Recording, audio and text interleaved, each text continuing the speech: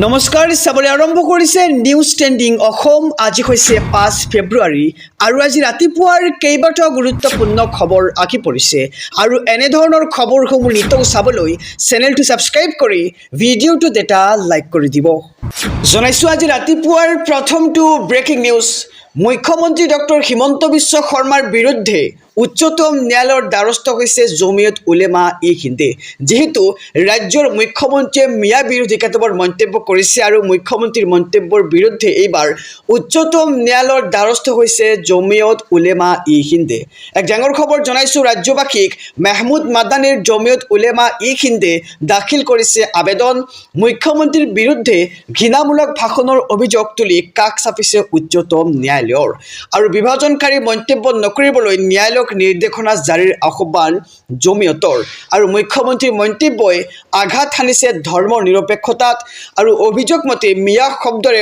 মুছলমানক অপমান কৰিছে মুখ্যমন্ত্ৰী ডক্টৰ হিমন্ত বিশ্ব শৰ্মাই আৰু ভোটাৰ তালিকাৰ পৰা 4 পৰা 5 লাখ মিয়াৰ নাম কৰ্তন কৰাৰ হুংকাৰ দিছিল মুখ্যমন্ত্ৰীগৰাকীয়ে আৰু মিয়াৰ বিৰুদ্ধে যাম বুলি মন্তব্য কৰিছিল মুখ্যমন্ত্ৰী ডক্টৰ হিমন্ত বিশ্ব শৰ্মাই আৰু মুখ্যমন্ত্ৰীৰ মন্তব্যৰ বিৰুদ্ধে এবাৰ উচ্চতম ন্যায়ালয়ৰ দ্বাৰস্থ হৈছে জমিয়ত উলেমা ই হিন্দে আৰু মুখ্যমন্ত্ৰীৰ মন্তব্যৰ বিৰুদ্ধে এবাৰ হৰফ হৈছে জমিয়ত উলেমা ই হিন্দ মাহমুদ মাদানীৰ জমিয়ত উলেমা ই হিন্দে দাখিল কৰিছে আবেদন মুখ্যমন্ত্ৰীৰ বিৰুদ্ধে ঘৃণামূলক ভাষণৰ অভিযোগ তুলি কাষ চাপিছে উচ্চতম ন্যায়ালয়ৰ আৰু বিভাজনকাৰী মন্তব্য নকৰিবলৈ ন্যায়ালয়ক নিৰ্দেশনা জাৰিৰ আহ্বান জমিয়ত উলেমা ই হিন্দৰ জনাইছো আৰু এটি ব্ৰেকিং নিউজ ডাঙৰ খবৰ মেট্ৰিক পৰীক্ষাৰ্থীৰ বাবে আহি গ'ল নিষেধাজ্ঞা জাৰি কৰা হৈছে 163 ধাৰা যিহেতু 10 ফেব্ৰুৱাৰীৰ পৰা আৰম্ভ হ'বলৈ গৈ আছে মেট্ৰিক আৰু হায়াৰ ছেকেণ্ডাৰী পৰীক্ষা আৰু মেট্ৰিক আৰু হায়াৰ ছেকেণ্ডাৰী পৰীক্ষাক লৈ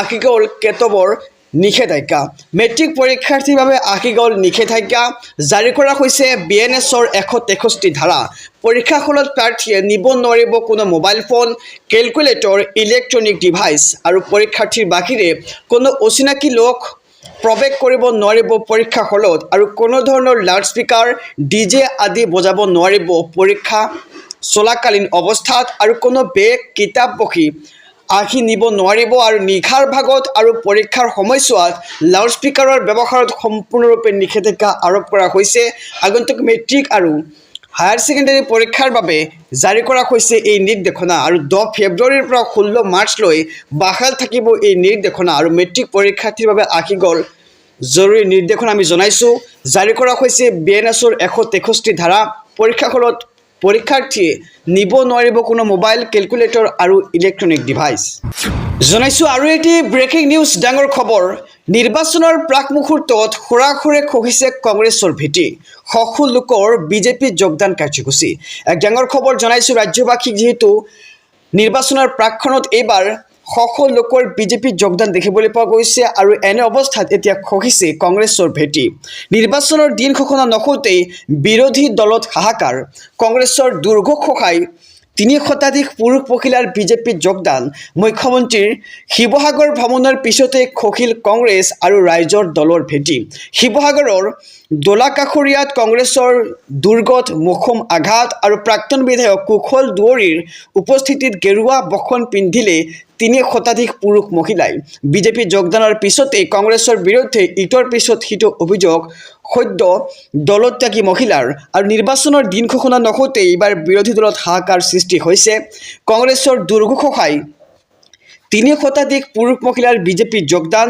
মুখ্যমন্ত্ৰীৰ শিৱসাগৰৰ ভ্ৰমণৰ পিছতে খহিল কংগ্ৰেছ আৰু ৰাইজৰ দলৰ ভেটি জনাইছো আৰু এটি ব্ৰেকিং নিউজ ডাঙৰ খবৰ আজিৰ দিনটোতে হ'ব পাৰে আপোনাৰ বাবে ঐতিহাসিক ৰাজ্যৰ নিবনুৱাৰ একাউণ্টত সোমাব 1 লাখ কোটি টকা এক ডাঙৰ খবৰ জনাইছো সমগ্ৰ ৰাজ্যবাসীক এক ভাল খবৰ বুলি ক'ব লাগিব ৰাজ্যৰ শিক্ষিত নিবনুৱাসকলৰ বাবে আহি গ'ল এক সুখবৰ আজিৰ দিনটো হ'ব পাৰে আপোনাৰ বাবে এক ঐতিহাসিক দিন আজি ৰাজ্যৰ হাজাৰ হাজাৰ যুৱক যুৱতীৰ একাউণ্টত সোমাব 1 লাখ কোটি টকা ৭৫,০০০ যুৱকে পাব চৰকাৰৰ 2 লাখ কোটি টকা আজি নিবনুৱা যুৱক যুৱতীক চৰকাৰে দিব 1 লাখ কোটি টকা প্ৰথম কিস্তিৰ 1 লাখ টকা ধন লাভ কৰিব নিবনুৱাসকলে 15 ফেব্ৰুৱাৰীলৈকে দিয়া হ'ব এই ধন CM AAA আঁচনিত আবেদন কৰা যুৱকে শীঘ্ৰেই লাভ কৰিব এই ধন আৰু 6 ফেব্ৰুৱাৰীৰ পৰা বিতৰণ কৰা হ'ব CM AAA আঁচনিৰ ধন। গতিকে আজি হৈছে 6 ফেব্ৰুৱাৰী আৰু আজিৰ পৰাই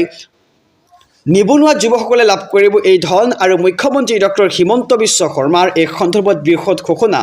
ৰাজ্যৰ শিক্ষিত নিবনুৱাসকলৰ বাবে আহি পৰিছে এক সুখবৰ। আজিৰ দিনটো হ'ব পাৰে আপোনাৰ বাবে এক ঐতিহাসিক দিন। জনাইছোঁ আৰু এটি ব্ৰেকিং নিউজ ডাঙৰ খবৰ। মুখ্যমন্ত্ৰীৰ বিৰুদ্ধে থানাত FIR। মিয়াক লৈ মন্তব্য কৰাৰ পিছতেই এইবাৰ মুখ্যমন্ত্ৰীৰ বিৰুদ্ধে থানাত FIR দিয়া দেখিবলৈ পোৱা গৈছে। এক ডাঙৰ খবৰ জনাইছোঁ। মুখ্যমন্ত্ৰী ডক্টৰ হিমন্ত বিশ্ব শৰ্মাৰ বিৰুদ্ধে দাখিল কৰা হৈছে প্ৰথমখন এজাহাৰ। মিয়াৰ বিৰুদ্ধে বিদ্বেষ আৰু প্ৰৰঞ্চনামূলক মন্তব্যৰ অভিযোগ। বৰপেটা ৰোড আৰক্ষী থানাত দাখিল কৰা হৈছে মুখ্যমন্ত্ৰীগৰাকীৰ বিৰুদ্ধে FIR। বাতৰি কাকতৰ অংশ, ভিডিঅ' ক্লিপৰ পেনড্ৰাইভসহ এজাহাৰ দাখিল কৰা হৈছে ৰাজ্যৰ মুখ্যমন্ত্ৰী ডক্টৰ হিমন্ত বিশ্ব শৰ্মাৰ বিৰুদ্ধে। 24ৰ পৰা 29 জানুৱাৰীলৈ সংবাদ মাধ্যমত কটু মন্তব্য দিয়াৰ অভিযোগ, উদ্দেশ্য প্ৰণোদিতভাৱে মিয়াৰ বিৰুদ্ধে ঘৃণা বিয়পোৱাৰ অভিযোগ আৰু ঘৃণামূলক ভাষণৰ বিৰুদ্ধে গোচৰ পঞ্জীয়ন কৰি ব্যৱস্থা ল'বলৈ আহ্বান জনোৱা হৈছে। আৰু মুখ্যমন্ত্ৰীৰ বিৰুদ্ধে এজাহাৰ দাখিল অসম সামাজিক ন্যায় মঞ্চৰ আৰু থানাত উপস্থিত সভাপতি অধিবক্তা আব্দুছ ছামাদ আহমেদ আৰু আহমেদৰ লগতে মহিলা শাখাৰ বেগম মমতাজেও দাখিল কৰে এজাহাৰ।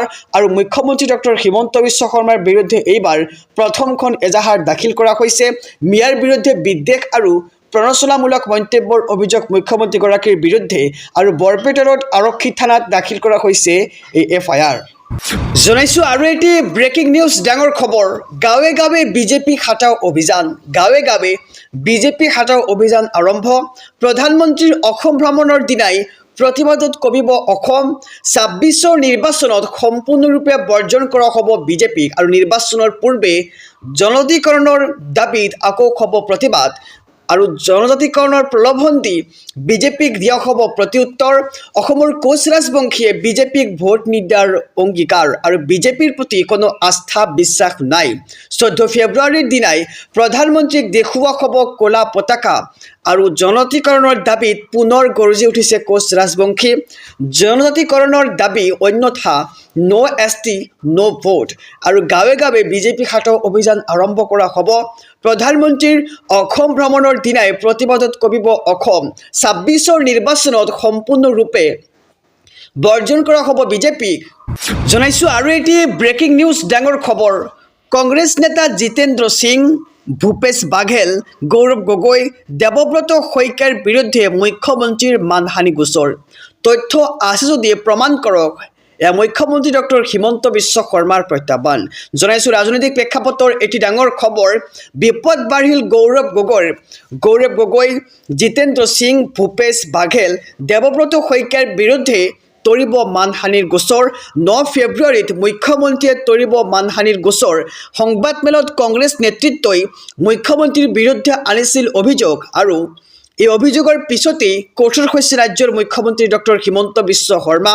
কংগ্ৰেছৰ হাতত যদি তথ্য আছে তেন্তে আদালতত প্ৰমাণ কৰক, অন্যথা গান্ধী পৰিয়ালৰ এই অভিযোগ সহ্য কৰা নহ'ব। আদালতত উত্তৰ দিব লাগিব অভিযোগকাৰী কংগ্ৰেছে।